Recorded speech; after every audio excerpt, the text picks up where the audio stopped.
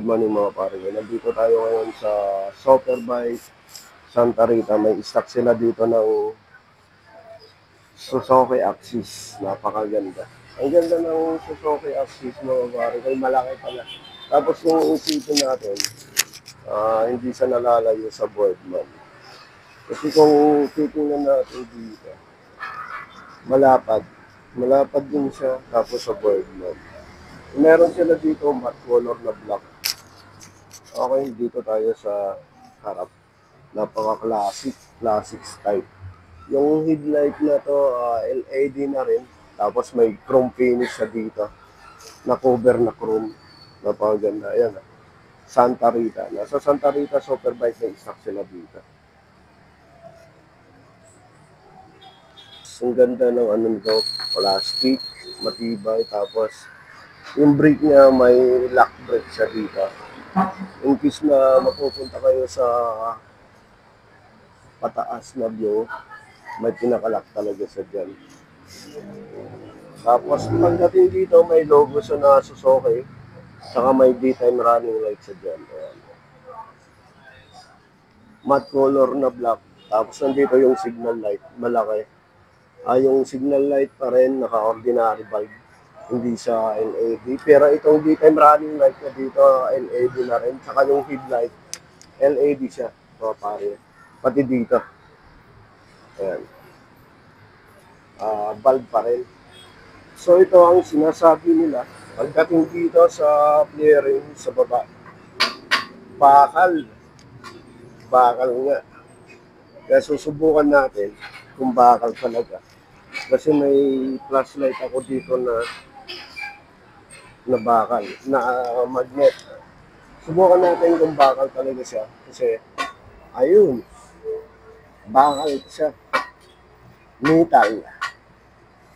Metal siya may sim. Kasi ito daw, sabi nila, metal pa rin daw ito pagdating dito. Kaya ito, metal. Kakaiba, metal.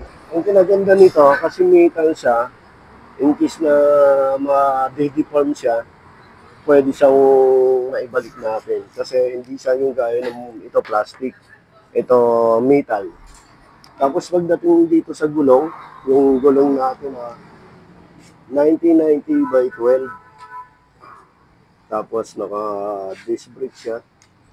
Ganda ng gulong. Tubeless na rin to mga pare ko. Tapos yung gulong niya Maxxis. Ang kinaganda nitong gulong nito matibay talaga. Hindi talaga siya basta asin talaga na mag-i-slide.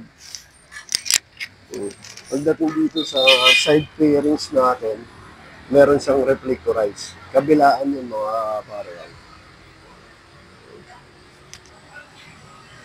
Pagdating dito sa panel gauge na,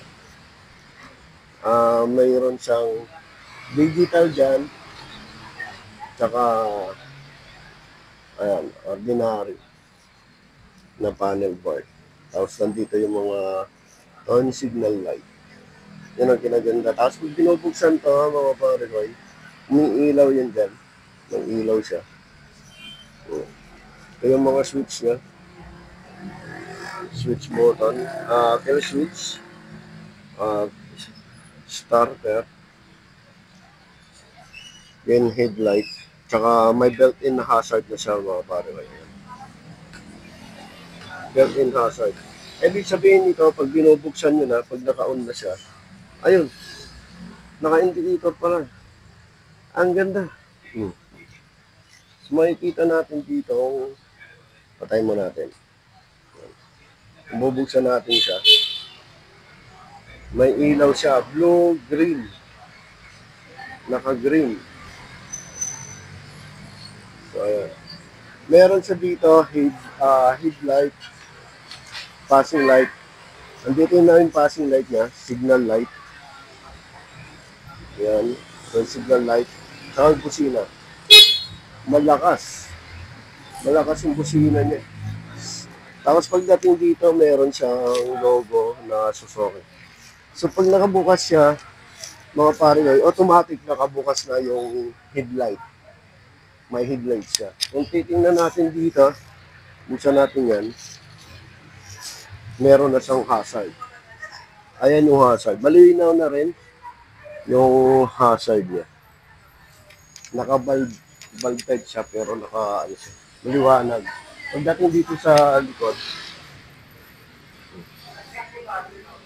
napakaganda. Ang ganda ng kahit naka-valve type siya, pero maliwanag pa rin, visible pa rin kahit sa araw. Tapos may daytime running light siya dito sa tail light. Napaka-astig. Ang ganda. So kung papatayin natin yung hazard, meron sa dito. Ayan. Tapos ito lang yung gagamitin natin sa passing light. Ayan. Passing light yan. Tapos nandito yung yan, may digital siya sa ordinary. May ilaw. Papatayin natin yan. Pagdating natin dito sa inner panel niya, makikita natin na brown.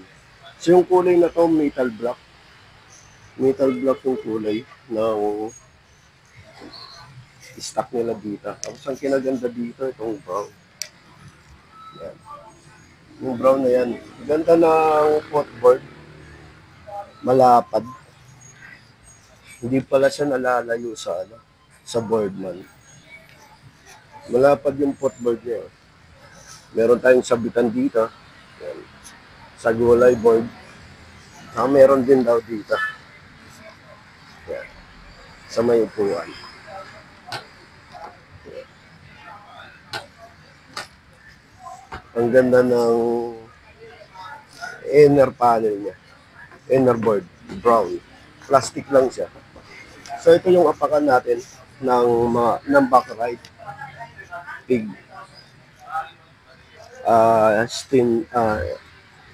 Maganda pa rin. Maganda naman. Matibay. Stainless. At saka ang kinaganda nito, nakatago siya. Ayan. Tapos may logo siya dyan na Access. Ang ganda ng ano niya. Naka-chrome. Tsaka naka-SEP. Suzuki Eco Performance. Ayan. Ganda ng ano lang siya, plastic. Kaya ang ano lang talaga dito, dito lang yung bakal, tsaka ito yung metal, yung dalawa. Tapos pagdating natin dito sa may tambutso, yun na yan naka ano siya, silver chrome. Kikita nga yung mukha ko dun, di ba? Air-cooled lang siya. Naka-air-cooled. Tapos pagdating dito sa tambutso, may cover siya. Tsaka yung tambutso niya, manipis. Hindi siya na as in napabilog talaga. Manipis lang yung tambutso niya na maliit. Tapos sabay may cover siya dito na chrome. Yan. Ganda. Tapos yung gulong sa likod, 90-100 by 10. Tubeless siya. Yun yung size ng gulong niya. Tubeless. Saka ang ganda ng ganda ng mags. Mababa siya, tagol-tago. Tapos pagdating dito sa likod, malapad yung niya. Yung belt.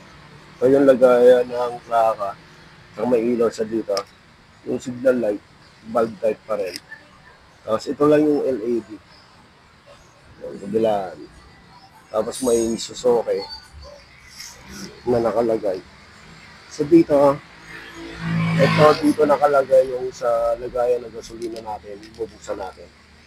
Dito lang sa susi, ipupus mo lang din pa right. Ito na. So, ang kinaganda, di ba?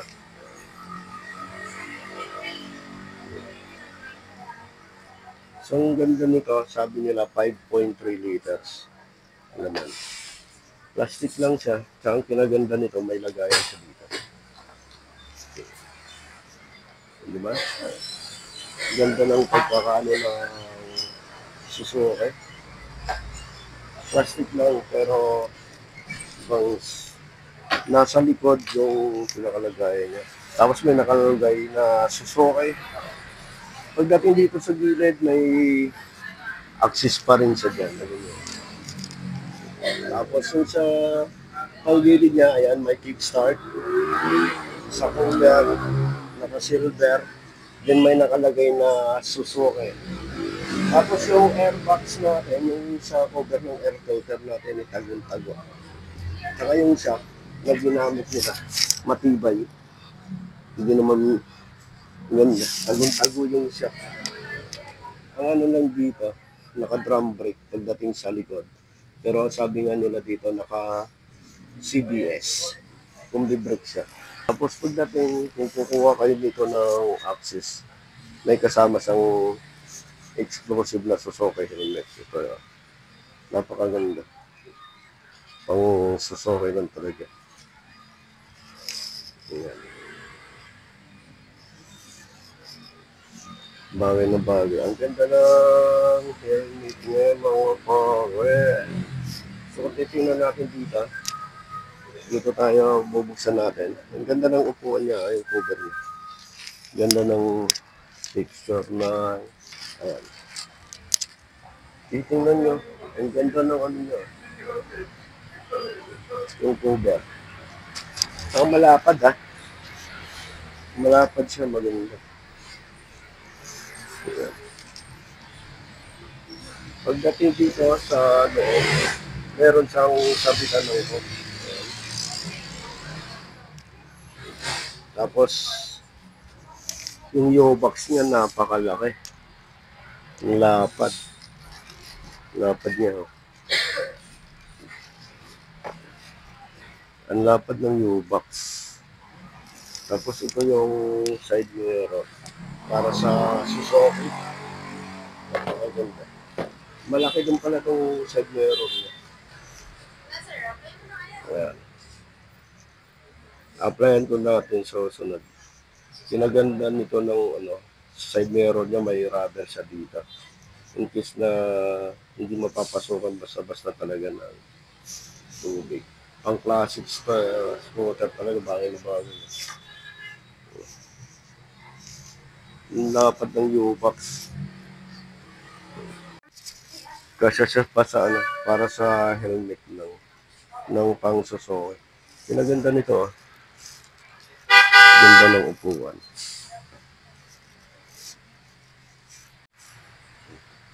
Lusog talaga. Tapos pagdating dito sa upuan niya, ang ganda. Lapad. Malapad talaga. So pagdating dito sa apakan niya, hindi ka talaga as in na mag-i-slide. Dahil maganda yung mga pinaka-spike na dito at saka makapit. Gaya sa boots ko. Sa buta, malapad eh. Ito. Yung kuha niya. Malaki ha. Ito, ano ako ha, tape to. Pero naka-center side siya. Pero kung isa natin,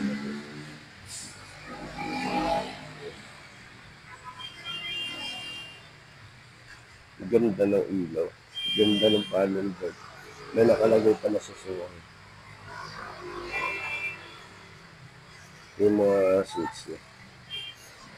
The best. Ang galing. Ganda.